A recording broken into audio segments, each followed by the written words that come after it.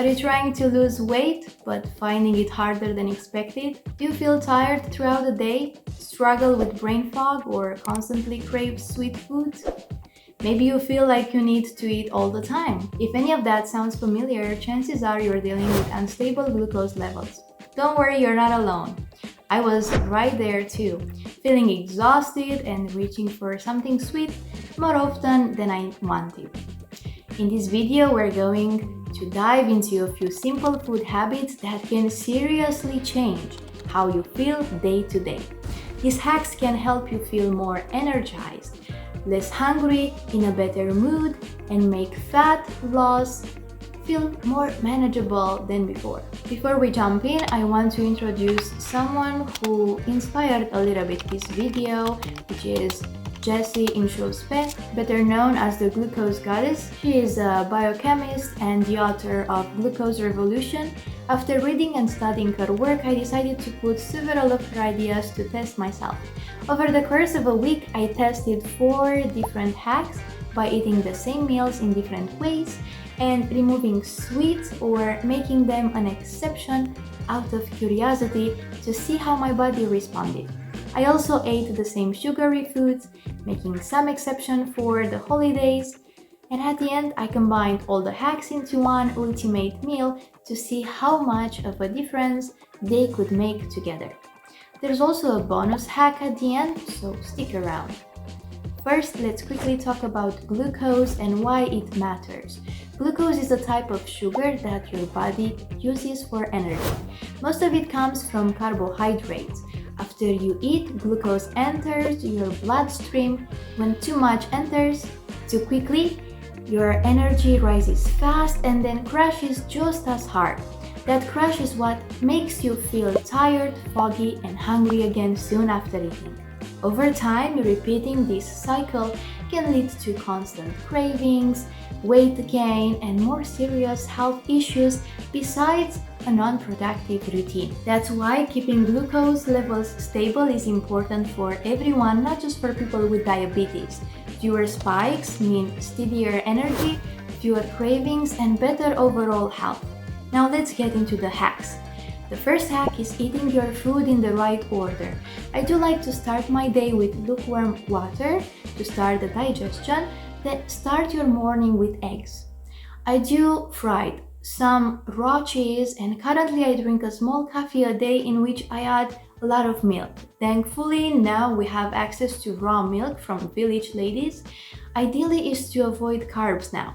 If you really want some, maybe a slice of bread, but homemade or sourdough, not the store-bought bread from the store with dirty ingredients. If you feel like it is not enough and still have room for more, then I would eat some red meat or some mini steaks.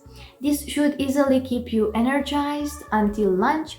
If you do want to snack on something, I would do blueberries. Blueberries are among the lowest GI fruits, which means that they have minimal impact on your blood sugar. When carbs are eaten first, they break down quickly and enter bloodstream. Eating protein first slows this process down.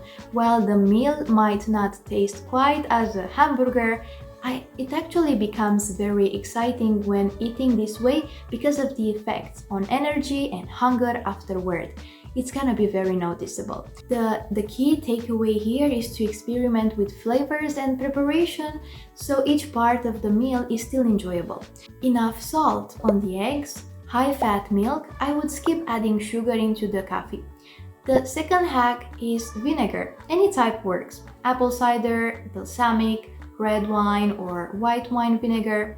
Vinegar helps slow down how quickly food turns into sugar and can reduce cravings and hunger afterward. I tested this before having something sweet, and the difference in how I felt afterward was huge.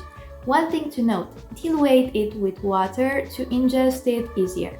Even if you forget to take it before eating, it can still help if taken shortly afterward.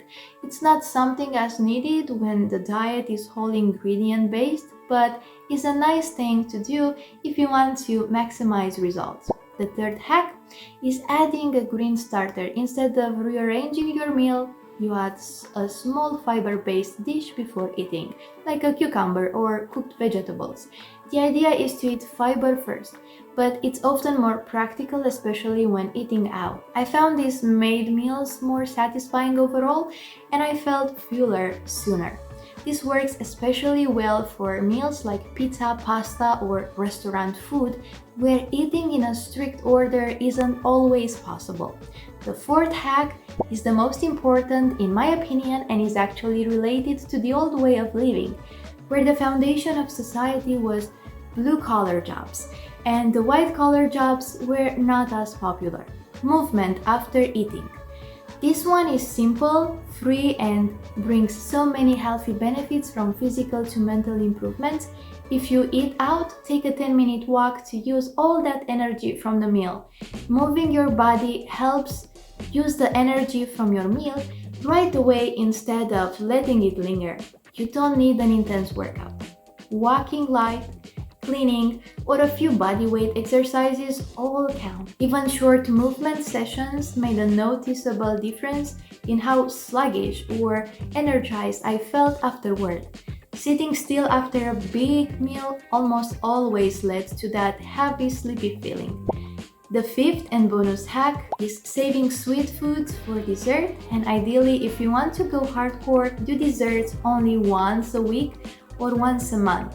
Eating sugary foods on their own can lead to big energy swings, but when sweets are eaten after a balanced meal that includes fiber, protein, and fat, the impact is much gentler.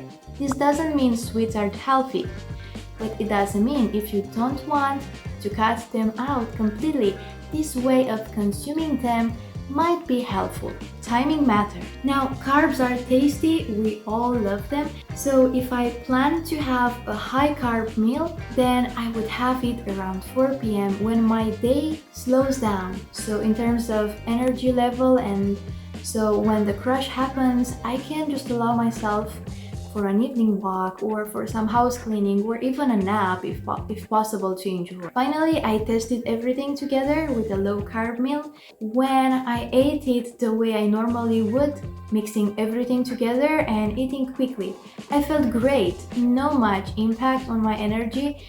The way I suggest it is to have lots of protein of your choice, lots of vegetables, and the carb of your choice to not be more than 30%. The next day, I used all the hacks: vinegar beforehand, a green starter, eating fiber first and moving afterward. The difference in how I felt was clear.